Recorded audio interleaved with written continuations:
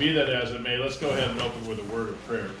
Gracious God, we thank you for this day and this opportunity to study your holy word through a different lens today, gracious God. Guide and direct us so that we can see how John's struggles impact our life and how we can live in similar circumstances. We pray in Jesus' name. Amen. Amen. So the rock band Skillet, we're going to start with a chapter called Pre-Show or whatever, and that is... this is your book. That is, the introduction here. That happened about 2011, so let's start with some of the music from like 2009. So you can get an example of the style of song we're talking about here as we read about this. I put this over here thinking maybe about 1 inch away from the wall would give us a little bit of bass in here. Let's find out, shall we?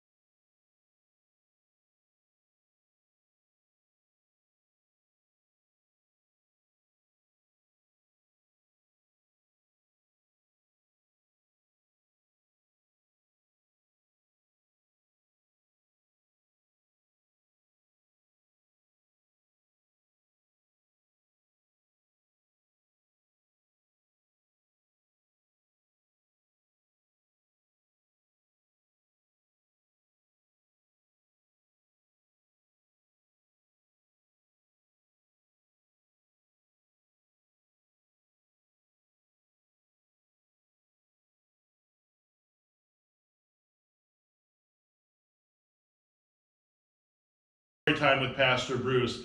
This song sets the backdrop for the prelude of the book, okay? Where it says, save me from this, I've gone slightly deaf in one ear. It sounds like he's saying bacon head. If Baconhead is chasing me, I want to be saved from it too. So I thought I'd just ask if you know what that was. Save me from myself, right? Is that how the lyrics go? Somebody's looking up the lyrics over there. I have to do it while I'm singing, so I have to look it up. Are you looking at it? There Are we you go. singing for it? Go ahead, sing it out. No. So Bill, when you guys did this up north, you guys jammed through the music too, right? No. Okay, so now you actually get to hear what we're talking about. Yeah, we didn't. Monster lyrics. What part were you saying? Where he says what? Save me from myself, I think it is. It's like the, I want to say the chorus. It was the first Save part. me from this, make it end. Save me Make from it this, end. make it end. So I'm not even hearing Bacon it right. head. Okay, I can see where I got it. Baconhead, yeah, there we go. So Make it Baconhead. end, make it end. There we go. Now, to set the background again, this is 2009. What I'm about to start reading happens in 2011, so you get a little bit of a context here. Notice something a little bit different about the music. I know you all are rock and roll connoisseurs, and you've kept up on the latest trends. But what was happening about this time, about 2008 to 2012, is there were a lot of groups coming on the scene that did not have the negative vibes of the earlier rock musicians. I mean, it's when it's all drug, sex, and rock and roll, it's actually pretty dark. Like if I were to turn on some Guns N' Roses or something, I mean, it's just black. You know, you feel dark and dirty after listening to it. And that has not been the experience with some of the newer bands coming on scene about 2008 to 2012 type of a range here. So this is where this is happening. Of course, they've got new albums out today, and we can explore those if we want to or whatever. But since I'm the only one with a book, except Bill, Bill's got his book, and Bill has highlights in his book, and that's nice. I'm going to start reading to you from the chapter called Pre-Show, okay? And this is a book about dealing with a postmodern and a relativistic world, like we find ourselves living in. This is how a man who is now 47 years old, has a rock band, and a gazillion tattoos, and pretty nice dye job on his hair and beard, you know, how he was dealing with the world. So, I reached down and picked up my ball, hoping I could squeak out a spare on my second roll. It was after midnight and I was exhausted after our late night show. There were only a few more frames and I could make my way back to the tour bus and pass out from exhaustion.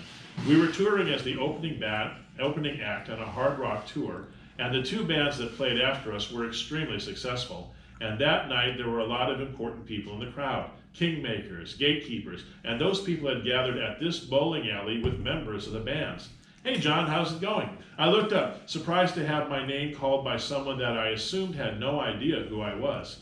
He waved me over to his lane. I put my ball down and walked over. I suppose my bed would have to wait.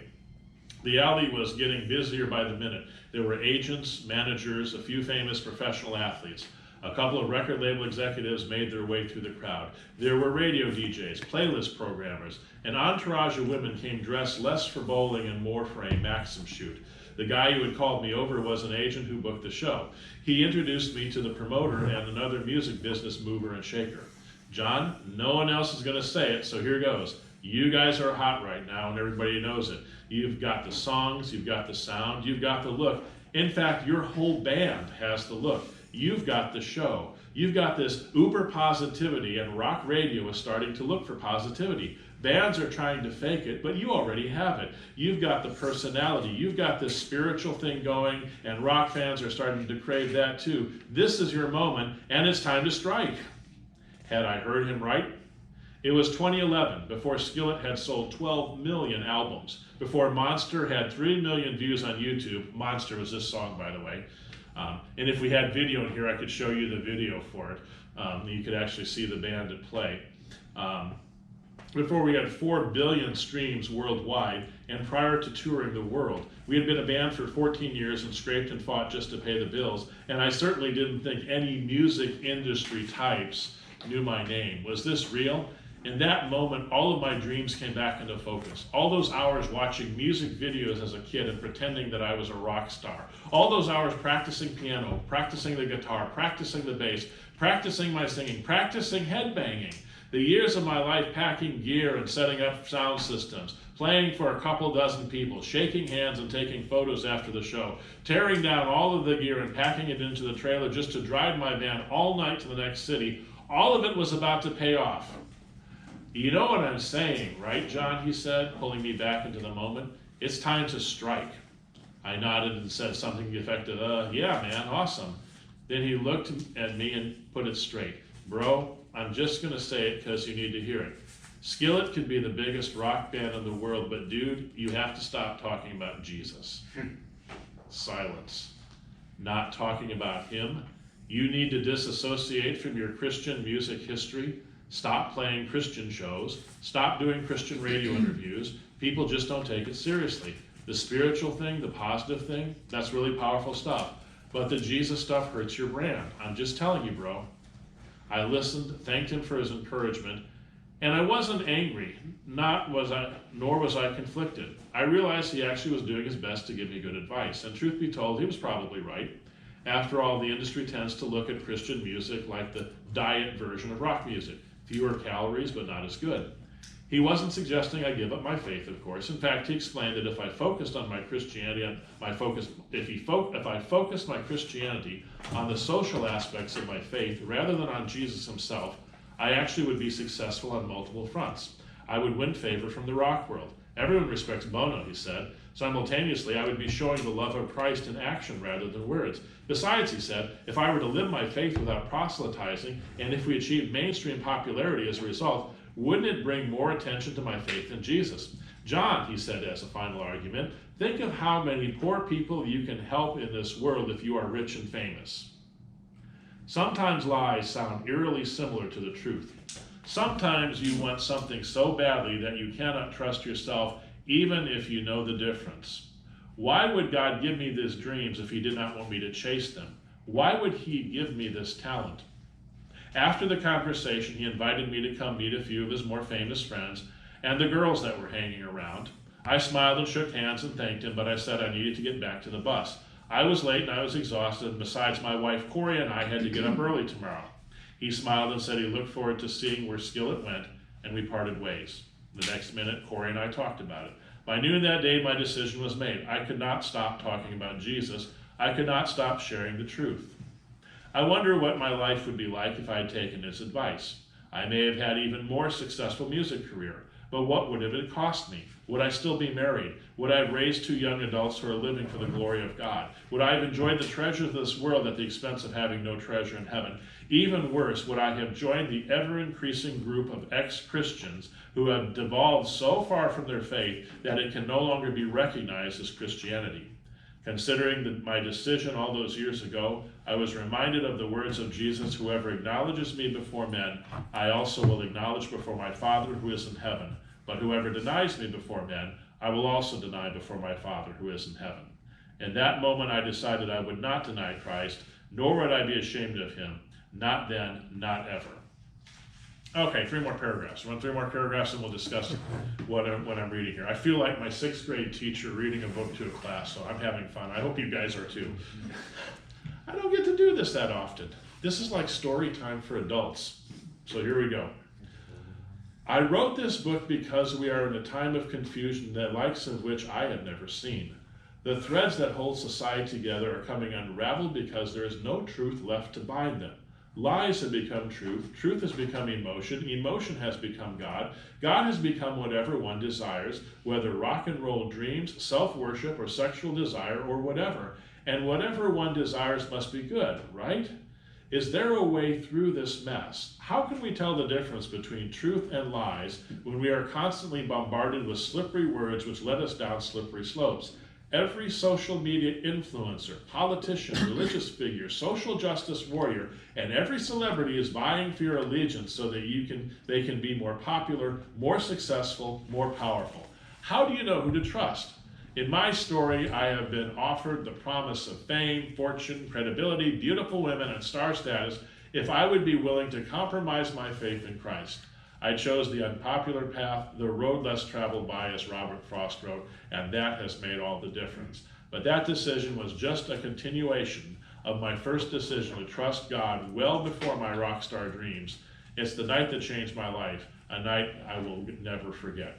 So here endeth the prologue, or the pre-show, or whatever they call it. So, Pastor who wrote this? He's a chaplain.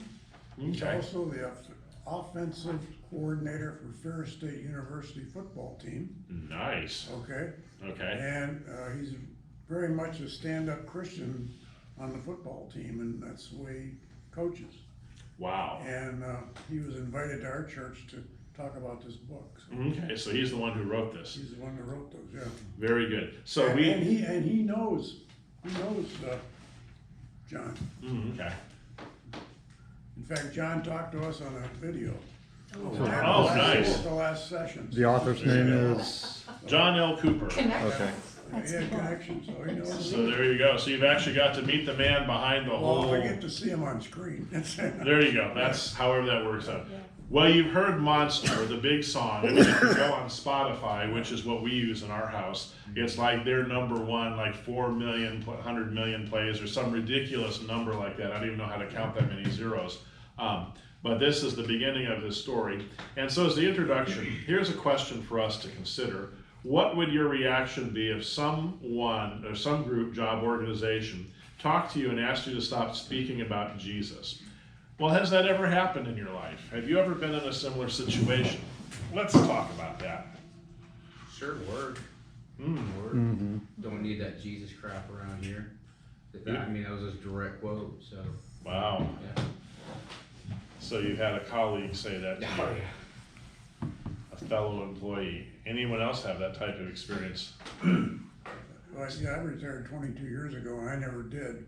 Mm. But when I was working, I was part of the Gideons, Mm-hmm. and the little testaments, I used to put them on my secretary's desk and they'd all disappear. So Oh, wow. everybody knew I was a Christian, They'd come and pick them up and take them. In fact, one person came up to me and said that they're using all those in a little Bible study at lunchtime, so. Oh, wow. But, no, no one ever challenged me. I was like, but that was 22 years ago. Today's different. You can see it today in today's environment. You see it on, well, when they announced the decision on the abortion, there was something on TV, and there was one lady that was screaming and hollering. No, that, she was at BJ's and BJ's. she was complaining, oh, she was irate, oh, it was terrible. At BJ's. No, she was on, I don't know if it was YouTube or whatever that was on that we saw it. Her face was, she had her camera right there, you could just see her face. She was irate, she was just out of control. And she was screaming and yelling and saying, I'm at BJ's getting gas and I have to pay over $100.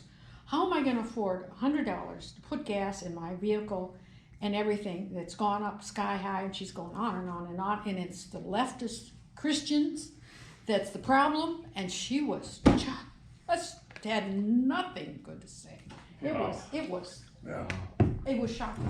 That was just how It was public as you're shopping. She was just at BJ's getting gas. She And was doing a rant on a video. and apparently. ranting on a, It's a Well, thing. that's what they do on videos these Yeah. days. That's all it is. And Yeah, I watched TikTok, one, whatever. somebody pointed out that, I mean, she was very upset about the Roe versus Wade ruling, and she was just screaming her anguish, and someone pointed out, you notice how there's a cushion right where she fell as she dropped to her knees and screamed, and that you can see her dog in the background, and he's not upset at all about this. So either she does it a whole lot, or this was really She's staged. got a really bad dog. I want my dog to be a little concerned if I were having a problem. A lot of it, I mean, I'm not saying they weren't upset, but a lot of it's performance art. I mean, look at me, I'm upset, validate me. Interesting phrase, validate me. Interesting. Yeah, as a pastor, I've never had anybody tell me to shut up about religion. Funny thing. I've had people tell me to shut up about other things, but not necessarily religion. Yeah, no. Well, I've got I would, doesn't matter why I was doing it. I was doing a prayer, a blessing over a group. I was invited to do this, and the leader of the group came over to me and said, I don't want you to go on and on, I want you to keep this very short. And I looked at him and said, no.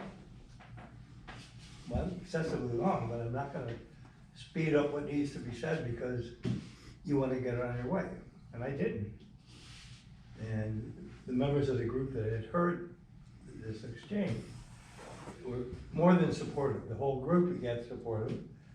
They felt, they were riding motorcycles, and they all felt that some kind of blessing before they rode was a very good thing. Mm-hmm. And that's just challenged, okay, you do your thing, but keep it short. I said, no. I had a prepared prayer, and that's the way I'm gonna go with it. And it wasn't excessively long. But that's a more recent time Mm-hmm. than the last couple of years. right here at tight, so. I have found that, when you treat people the way the Lord wants us to, and you serve them, people notice. Mm-hmm. I had one person come up to me and say, "You're very religious, I can tell by what you do," Mm. you know, and, I've had other people just mention it, you know, but you know, when you're like in a service organization, you say, you know, I'm only serving like the Lord would have us serve one another. The message goes through, that's all you gotta say. People understand that, you know, and I haven't found anybody that's been offensive to it. I think they all take it in, they go, and maybe it's because it's an older generation. I don't know if I said that to young kids, if they buy it or not, but I think the older people that accept it, I know, up at our condo association up there, where I'm the president, I mean, they all know what I'm talking about, they all know where I'm coming from. You know, and the golf group up here in New Smyrna Beach, same thing, you know, they understand. Oh, here we go. That's good stuff. So it's not necessarily, I don't necessarily think you get, I think if you push it too hard, you know, sometimes then people get offensive, but I think if you let your light shine, let the Lord see it in you, then people, I think it touches their conscience. You know, I don't think they become offensive, you know. Probably very true. Preach the gospel always, if necessary, use words. Yeah. Or the thing I was gonna quote in the Bible, you know, but I got off on my outline again, is when Peter says, live such good lives among the pagans that though they, you know, revile you, they will nevertheless give testimony to your good deeds when the Lord returns. And I think that's probably how we're called to live in a hostile culture. I can't remember, I wish I saved these quotes. There was some military dictator over in Africa who's taken the place over and just trying to run it as a communist place or whatever. And he's passing all these crazy laws and ridiculous things to intimidate the people and stay in power. And he finally made the quip, I wish I had more Christians because they're the only ones obeying my laws. You know? So there you go. I mean, that's probably the way we ought to look at it, like Shadrach, Meshach, and Abednego. They said, oh king, we'll do whatever you say. We're not bowing down to the statue, but whatever else you want, we'll do. And they were able to draw that kind of a boundary and pay the price. And that may be where we end up going in our culture as well. I wonder what it'd be like to work for a corporation where, oh, it's Pride Month, now you gotta put on a pride flag, or, you know, here's the latest social craze or whatever you gotta go along with. And I don't know, I'm grateful that I don't have to do that, but if I ever had to work in a more secular environment, man, how would I do that? You know, I don't know. That would seem to be a different way of coming at the lack of witness, or getting us to shut up, or, you know, I never thought of that, Leo. Hurry it up, you know. That can be a form of, you know, persecution or whatever. Because I wrestled that as a pastor. A lot of people telling me to hurry it up, and you know, I hate to tell you this, I'm not always in control of my sermons, so you know. And I don't understand the hurry up part, you talk very fast. I already hurry up. Imagine if I slowed down, it'd be an hour and a half, you know, I mean, what of it? Imagine we leave. There you go. Well, that's just it. I mean, you got a place to be, Yeah, or, there you are know, some who would, yeah. you know, I mean, if you gotta go to the bathroom, or do we need to put the popcorn machine in the narthex over here? I don't know, you know, whatever it takes type of thing. I've been to church services where they were there for 3 hours, you know, African-American community, they don't. If you let me knit, I'll sit there forever. Okay, so you get to knit, I mean, you know, there you go, I mean, that's the thing. But I'll bring Joshua just to help you. Oh, But you know Oh, what, he is bothering no one by sitting up on the cushions up there. Oh, I know. That just knew community was coming, had to get him away. Yeah, I noticed he started vocalizing about the time we were supposed to start singing for the communion liturgy. I'm like, this kid's getting it. This kid is getting it. Now's the noise time. You know. I just enjoy your sermons, I just do. Mm-hmm. I don't care was- how long you talk. Joshua was telling me that the pencils are in the pews. So he knows what parts of the church are too. Yes. He's learning, I mean, he's a very smart kid. He's, you know, and most of the time he knows exactly what he's doing. So back to this here. We've never had a moment directly, with the exception of Danny, where someone's asked us to just stop talking.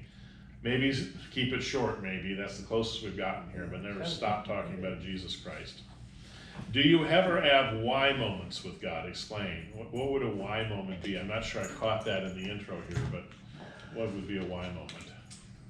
Well, it was in the intro when he was talking Oh. about, all these hours practicing. Mm-hmm. What was God, why would God permit that? Oh, there we go, yeah. So I must have to do things the world way because I'm gonna be a big rock star, and this is how big rock stars do it. In about 20 years before that, this has been metal, heavy metal started to fade. That whole metal, long hair band LA sound started to fade because those guys were just getting weird. And people were seeing their out of control lifestyles. We're not gonna listen to this anymore. And that was about the time that all of a sudden record labels started coming up with this new genre called alternative. It's like, yeah, we're gonna push the little bands who can still hold it together in public. There we go, that's what we're gonna do. And so that's how the grunge and the alternative scene came about. So interesting stuff here. And then why? That's a good question. Have you had a why moment? Why, Lord, have you given me all this talent? Why this position? Why now? I go through that a lot with God. Well, there you go. Some of us ask that more than others. I mean, we were married and divorced and got back together and obviously walked through some fire, and I asked all the time, God, why? Why would you have, I was out of that. Why would you have brought me back into this? Like, why would we have to be going through this? Why does it have to be so hard? And I mean, just coming through on that side, like I can see where our fire and our trials help us walk with others that are going through it, help others avoid going through it, helping them to get out of it quicker than we did, like we lived in it for a long time, but I see now and like how much more it drew me to him because I had nothing else to get that strength from. Like I had nothing else to keep me going through those times but to rely on the Lord and just know that somehow, some way there was a purpose behind this and drawing into that. But I still ask him all the time, like why I'm the person I am, why I have the personality I have, I always tell Danny, I'm not everybody's cup of tea, but God made me that way, and how do I use that for him, and why did he make me that way? I go through that a lot. Anybody else got some whys? The first thing, when something happens, first thing comes to your mind is why. It's just natural. Our youngest son died in Iraq, and the first thing you say is, why? God, why did you take him now? But, ultimately you understand, you trust. You trust, he knows what's best. Yeah, my why experience was seminary. I flunked my first vicarage, so I'm one of those guys. And so wrangling with the seminary for a year, because they were gonna let me graduate with an MDiv, but they have to because of the way they're structured with receiving federal financial aid. Gotta let you finish the degree, but they weren't gonna place me in ministry or anything like that. And so after going through all that for a year, they put me out in a second vicarage, which was in Oklahoma City area. And then I purchased my beautiful wife's cake. oh, thank you very much, Gary. I appreciate that. I wanted to get a chance to eat it. I did, yeah. Somebody made a noble sacrifice too and made sure I had some. I honestly should have kept my mouth shut, but You didn't mention there's 3 more at home. We need a little sugar high, that's why. That's why, yeah. He's not nearly as neglected as some might Oh, suppose. Lord have mercy. I'm never gonna lose weight. It's just not gonna happen. But anyways, then I end up out in Oklahoma City, doing my vicarage out there, get close to the Oklahoma district, and yeah, the seminary never placed me in ministry. I had 2 exclusive calls coming out of the seminary, and I actually chose the first parish that I went to, which is ridiculously unusual for seminary students. In fact, I may be the only one in the history of the seminary that's done that.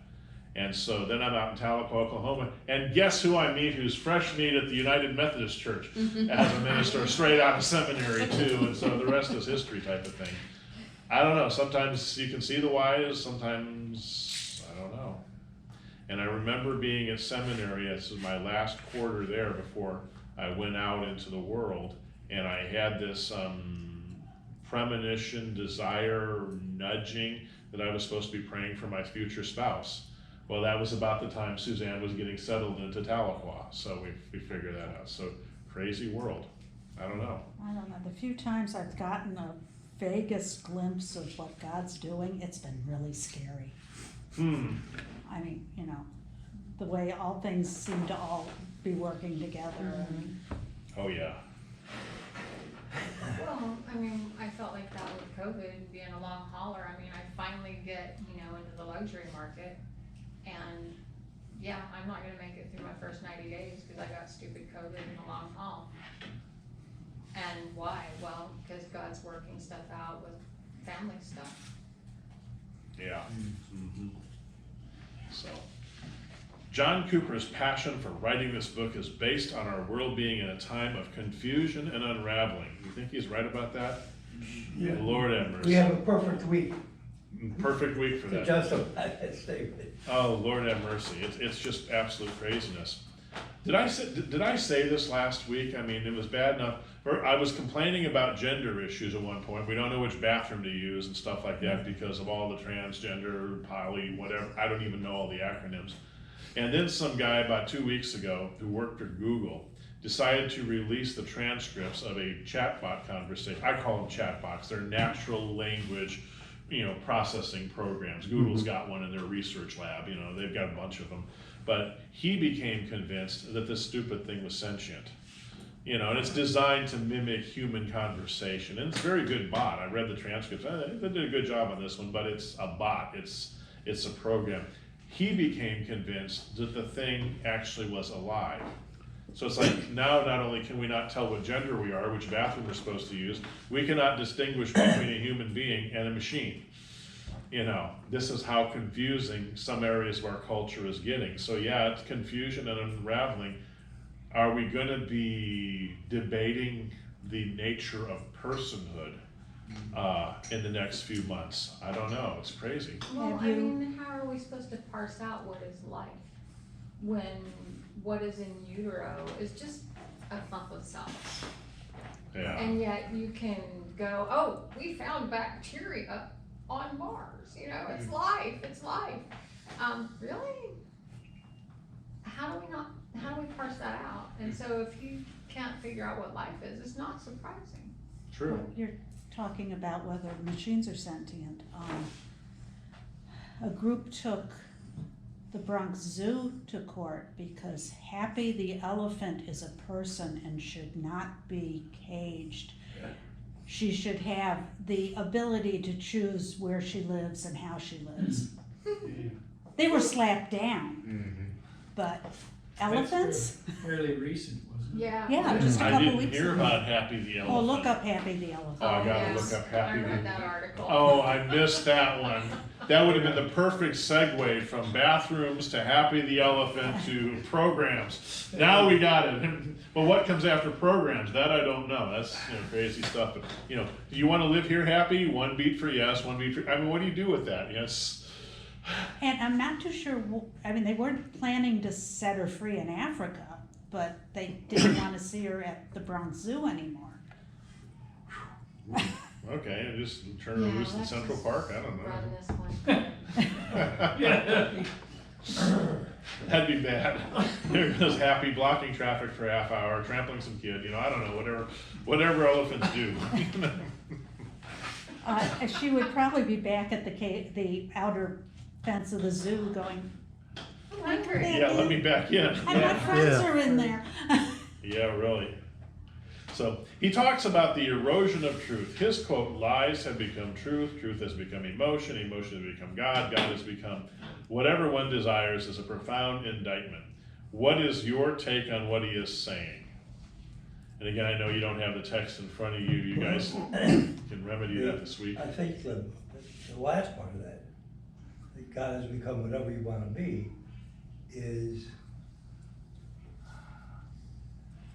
what the majority of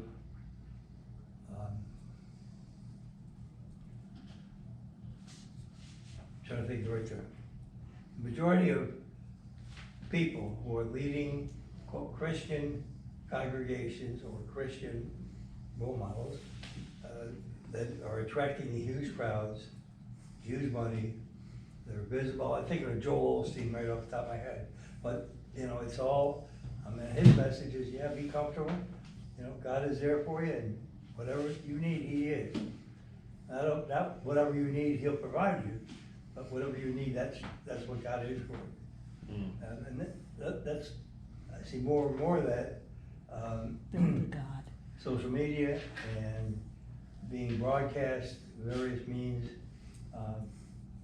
that, I mean, I read this stuff, I look at it, just to see where they're really coming from, knowing when I start reading what they basically are. You know, Church of I Feel Good. Yeah.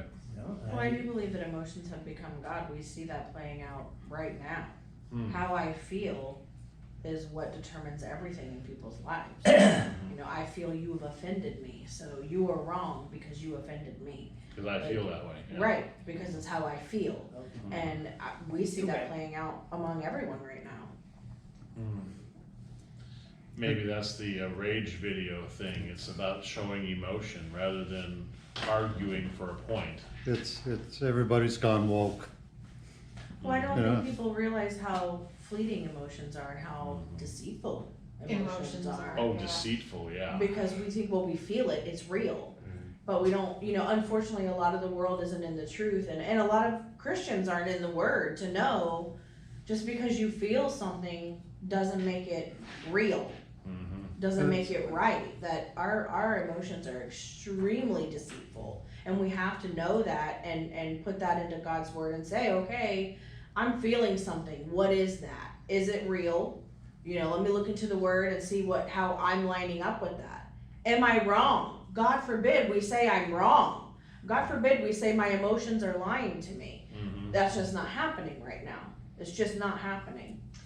Well, if you don't have a paradigm in which you have some greater truth beyond yourself, then your emotions are your greatest guide. And you would want to train people to follow their emotions, because emotions are so much more easy to manipulate than other facets of the human being. You can use music and color or images to appeal to emotions and maybe get people to feel things they may not logically be thinking. As we saw in church today. Right, Wendy? Yes. Wendy leaned over to me when the scene on the. Oh, the waterfall. Was a waterfall. He looked at me and said, about half the congregation gotta go to the bathroom now. And the next scene was water with a puddle shivering, and I said, that was just as bad. And we both sat there with our legs crossed. Oh my. Boy, if that ain't the truth. I had to put that waterfall out of my mind because I would have had to get up and go to bed. I'm so glad I don't look at the screen. That would have been really bad. Okay, let me preach, and while I'm preaching, I'm going to have a waterfall behind me. And believe me, we're talking about baptism. Really, that's what this is all about. Oh man, that would just be wrong. Terrible wrong. Like what's his name's Crystal Cathedral. Oh, Lord have mercy. Yes. Schuler's, yeah. Schuler, yeah. But I think if we, kind of like what Bill was saying earlier, if we don't play into people's emotions, when somebody's angry and enraged, you getting angry and enraged right back at them is never gonna, like, two angry people are never gonna change each other's mind or opinion. Yeah. Whereas if you can approach them like we're supposed to in love, understand where they're coming from, because most of the time what they're complaining about, much like you said, isn't the real issue. You know, what's really happening underneath that layer. Why are you so angry? Where's that coming from? And if we can just love them where they are, that's our testimony of Jesus right there. That's our light shining. Like, hey, I understand you're upset. I get that. What I do is think if somebody's hostile like that, I said, peace of the Lord be with you. How did that go? The old NIV is, let your gentleness be evident to all. I think the newer one in translation is reasonableness, and it's the same word. Oh, Somebody's okay. at your house. Somebody's at our front door, or somebody walking by, that's our little ring thing You're here. just never gonna get somebody to Jesus by browbeating them and No. screaming at them and telling them how wrong they are and that truthfully, why would they come to that? Why would they want to be what that is? Like that's threatening. You don't want Yeah. that. Jesus didn't bring people to him that way. They'll know us by our love. Mm-hmm. Yeah, we probably need to revise that old song, Well, revive it, I mean. Philippians 2:3 says, "Do nothing out of selfish ambition or vain conceit, but in humility consider others better than yourselves." Mm-hmm. I mean, it's pretty clear cut, you know what I mean? That's our challenge right there. How can I be of service to this person? They're raging and they're screaming and they're clearly upset. How can I be a calming presence at this point? And maybe that's the way the church is called to evangelize in a world gone mad. It's just simply to be a calming presence, you Well, know. when we're not going crazy, Mhm. that's when they're gonna go, wait, don't you, what, Yeah. what do you have that I don't, that you're calm and you're peaceful and you're not freaking out and you're not worried and you're not up in arms, like, that's how they see what we have and they want that. Mm-hmm. Well, we have that because the Holy Spirit is alive and well in us and working through us. Mm-hmm. And that's the only way we have that, you know, that's where I think a lot of us are missing it sometimes. Mm-hmm. Absolutely. So how can we learn to be more calm in a world that is weird? Stay in the Word. Going to the Lord in the moment when it happens, Lord, help me in this moment. I don't want to strangle this person, you know what I mean? I mean, that's silly, but It's true. yeah. I thought of you the other day, but I'll have to tell you why. Not for strangling him. Oh, man. And, No, some and you jujitsu spend guys time in stop the it Word. during- Yes, absolutely. Spend time in the Word. The more time you spend in the Word, the more God's Word permeates your thoughts, and you're able to cope with this stuff so much better. Yeah. Just like And Bill said after it's an church, hour of daily. watching TikTok Yeah. rage. Oh, Lord, have Daily, we need to be in the Word, not just on Sundays when we hear. Yeah, not pastor, just on Sundays, Sweet, but punch the ticket, walk out. Like, no, every day we ourselves yeah. need to be studying the Word and together. Well, I was talking to you the other day about, you know, I suffer from anxiety and stuff like that, and I swear being in the Word every day recenters me. Yeah. He goes, okay, Mm-hmm.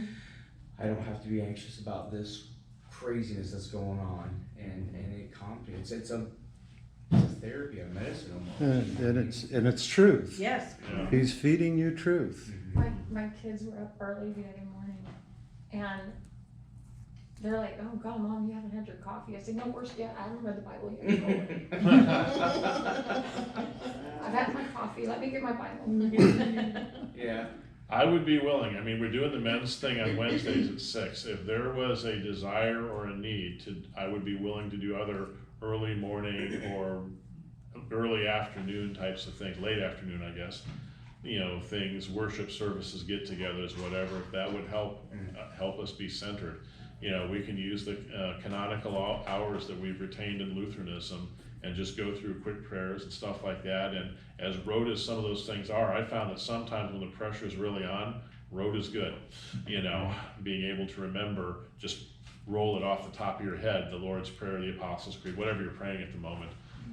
I'd be willing to do that. I mean, a lot of churches used to do that. Bigger churches do. I don't know if there's a need in this town for that, but I know that you know, the Catholic Church down by me, they have you know, matins at 7 a.m. every week. You know, I'd be willing to do something similar, if not matins out and out here, if that would help us get centered on the day, you know, or whatever time it would work best. Or even on Zoom or something Or too. even Zoom it, you know, I whatever mean, it takes. just a 30-minute thing on Zoom every morning, something like that. Mm-hmm. You know, That'd be a little easier for us. huh? That would be a little easier for us. Yeah. Mm-hmm. Yeah. Yeah, we A get combination of both, really. I mean, yeah, you know, can do it why, all at once. why make it You one can or have the other? people in the building as well as people on Zoom, all communing together. Mm-hmm. So Yep. Other thoughts on what I read during Pastor Bruce's story time? Anything else jump out at you as I was reading this? The lie sometimes sounds like truth. Mm-hmm. Well, and it's so deceptive. Like, well, if you get to this point, then think of how many people you could reach. Like, it sounds like, yeah, that's right, I could do that, and then I would reach more people for the Lord. But really, you're compromising yourself, but you don't even see that because you think you're looking for the further, greater Yeah. part of it, but it's Well, really, that's Satan leading you that Yeah. way, because Satan knows if he gets you to that point, you'll forget all about what you were nine out doing of there 10 anyway. people will win. Mhm. And one person who's still strong in their faith, yes, they will reach a lot more people, but that's, you gotta look at it that way. I wanna jump back to the emotion thing. Okay. You know, I don't believe there are any bad emotions. There are times to be angry. We can see Jesus going to the temple. Mhm. He certainly was pissed off. I wouldn't Right, use and that that was- term, but I wouldn't use that exact term, but You're right. I said it here because, you know, He was sometimes visibly say things- upset. It was visibly upset. Chasing people with a whip, he was Yes. visibly Hey, upset. If we were in a larger. Righteously indignant. There we go. Oh, yeah. there we go. I will submit my text to you for editing and I will totally ignore your comments when I speak. But no, we gotta realize there are times when you should be upset with somebody, sure, you know? There are times when you should be upset with yourself. sure. Just because the person's angry at you, arguing with you, you have to stay open to listen. You know, speaking is the last thing you do. First you listen and see if there's any common ground, any chance that what they're saying is true. You know? And the Lord will correct that. I think when you're, Sure. you gotta be careful when you're upset that it's not rage, but it's constructive. That's right. Saying everything was salt and light. Mhm. Constructive can be tearing down. To be constructive, some things have to be torn down. But you don't do it in a way that, you have to do it in a way that's loving. Everything has to be done with love. So even if you're angry and you're saying to someone what they did is wrong, even if they are wrong and what they've done is wrong, you have to do it out of a place of love, not out of a place of anger and not out of a place of emotion. It has to be done, even when you're angry, out of a place of constructive love. Hey, you're doing something that isn't right. When we call our brothers out for their sin, we don't go up to them and just be like, you're wrong, that's it. We lovingly say, hey, I know that you're doing this and what you're doing is wrong. Like, you have to do it in a It's different way. like bringing up a child. You can be angry, you can be upset, you can laugh, or try not to laugh, but you still have to, the discipline has to be there. You have to, but that's all with love. Trust me. 10 o'clock last night when Joshua came home with his mother, all of a sudden I'm hearing this screaming, about 10:30, I was in bed. Little Joshua had found the butter dish that was on the table, had found the margarine trowel of mine, and used it as a butter knife, and had seen me using a trowel to cover stuff, went over to the floor grate, the air conditioning, with the butter, and used the trowel on it. Nice. Precious child. Nice. He nailed it. And he used every bit of the butter on that butter. There was none left. It was all over the place. But it's a good thing the heat wasn't on. Right. Yeah, so the butter was still pretty, Yeah, cleanup was a lot easier.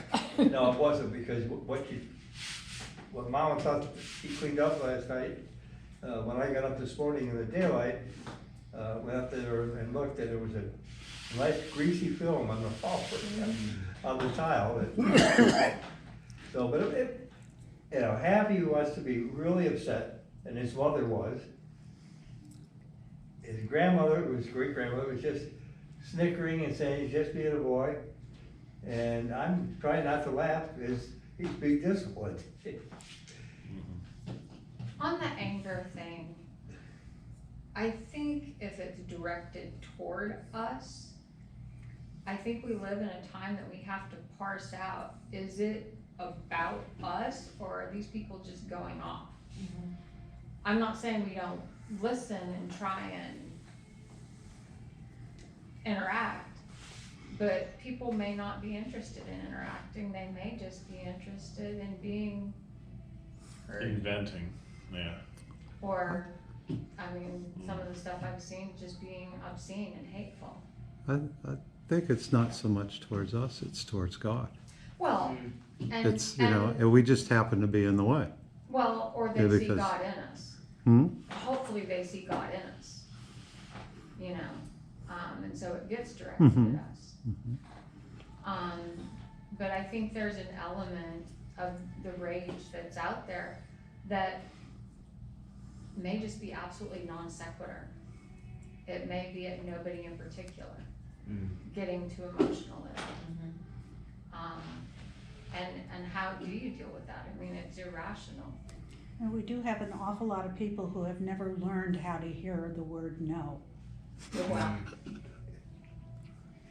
Well, we were talking about it this morning too. I mean, the 8th commandment, put the best construction on everything.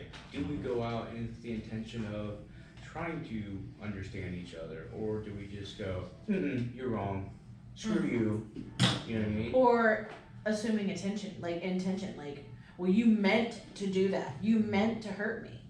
You know, we really, myself especially included, I have to start looking at people and knowing that that probably wasn't their intention. They probably did have a good intention. It just affected me in a negative way, or it affected us in a negative way, or whatever. And that's something that we all have to realize is when somebody sets out, most times, they don't set out to upset everyone. They set out to do something that they thought was good or helpful or whatever, and it backfires, or it goes wrong, or it goes sideways, or it was the wrong idea. Who knows? Well, that's why we gotta try to look at everything in the most positive Assuming your light we intention was can. right. Yeah. Instead of assuming they're just jerks or whatever. Some of them are. But Yeah. well, so- until it's proven. Some of them are, but you know. Yeah, well, innocent until proven guilty, Yes. I mean, sane until proven not, Right. You're a Right. jerk until you prove you're not. Other thoughts on this? I think it's been a rather fruitful discussion. So we've got a little bit of a feel for where we're going, and I don't know, I guess, Skillet also has really good album art, yes, they do. Yes. Mhm. really good album Yeah. art. It's interesting, he's talking about, well, I gotta get back to the bus and, get back to my wife, sort of thing, because it's a husband and wife team that's on the band, so that might be a little different for rock groups, type of thing. Oh, I'm sure that's very different for a lot of rock groups. Yeah, so that probably helps keep people focused, keep the marriage together, keep each other in the word type of thing, as opposed to being off on tour and being, confronted with all manner of temptation. So, interesting thoughts there. But we could go on for a while. We should probably be thinking about closing. If you guys want to do this, I guess you volunteered to do. You guys volunteered to Yeah. do Bible study. Maybe I can shoot some photocopies of these. We'll be here Wednesday morning. Okay, I'll put them, I won't be, but I can put them in Well, my that's box good. or whatever in the office, and you guys can, pick them up, whatever. And go from there, and, book or whatever. I guess I can leave my book if you want to, or if you guys want to order this or whatever, we can do it that way too. I just ordered one and I found it for $8.20 something. There you go, so, What did you buy there? I was just looking. I just Googled the book and it was right next to the Amazon. Is there any way we could stop using Google as a verb? They don't need the notoriety or the advertising. It's too late. I would say it's kind of in. we have been assimilated. It's too late. My grandma always called it gigoloing it, so that's what I said. Probably closer to the truth. I'm afraid Google has become like Kleenex to facial tissue. Zero. Google is what you say when you're gonna look something up. That's what it means now. Yeah. There's nothing to do with the With company. Google, yeah. It means I'm looking something up online, Mm-hmm. Yeah. and maybe not even online. Or I'll nobody Google ever it, asks I you pick if up you my have a Bible. tissue, they ask you Yeah. if you have a- Well, that's the way people talk today. Yeah. Like, it used to be Kleenex. I mean, all facial tissue is not Kleenex, but we all call it Kleenex. Mm-hmm. The book is 10 chapters, by the way, and when I read it, I mean, it's really easy to read, and you want to read it. Once you get into it, you go, this really makes a lot of sense. And I really enjoyed it. That's why I mentioned it to Pastor. I thought it was a great book. I mean, it's just set for today's environment. It may be easier if we read ahead and then do a discussion time. Yeah. I mean, I'm happy to sit here and play story time with Pastor Bruce, but if you guys would rather read ahead and have meager discussions. And this Bible study, there are Bible passages to look at and stuff like that too. This was just the introduction today. In fact, chapter 1, there's like, there's a couple Bible passages here, 2 at least. Read John 15 aloud and discuss relational aspects woven into that chapter, stuff like that. So we actually do get into the Word at some point. So you guys can do that or whatever. So, but anyways, before I leave today, I'll make sure this is all photocopied, and I'll keep the originals with me so I can give them back to you, and I'll put the extras in my box in the office, so you guys can pick it up there and take it from there. So let's close with prayer. Gracious God, we thank you for your holy word and how it influences our lives. We thank you for people like John and his wife and the band Skillet, and how you've been able to use them in spite of the pressures to follow the ways of this world. Help us, Lord, to look to you and your word when we are tempted to think and feel things that may not be appropriate or may be temptations, and help us to know what to think and what to feel, when to be angry, when not to be angry, when to be sad, when not to be sad, and help us to always be quick to listen, slow to speak, and slow to become angry, as James tells us to do in his epistle. Keep us safe as we go our separate ways today, and help us to do the work you prepared for us. We pray in Jesus' name. Amen. Amen. So awesome. Thank you guys for this. Wonderful.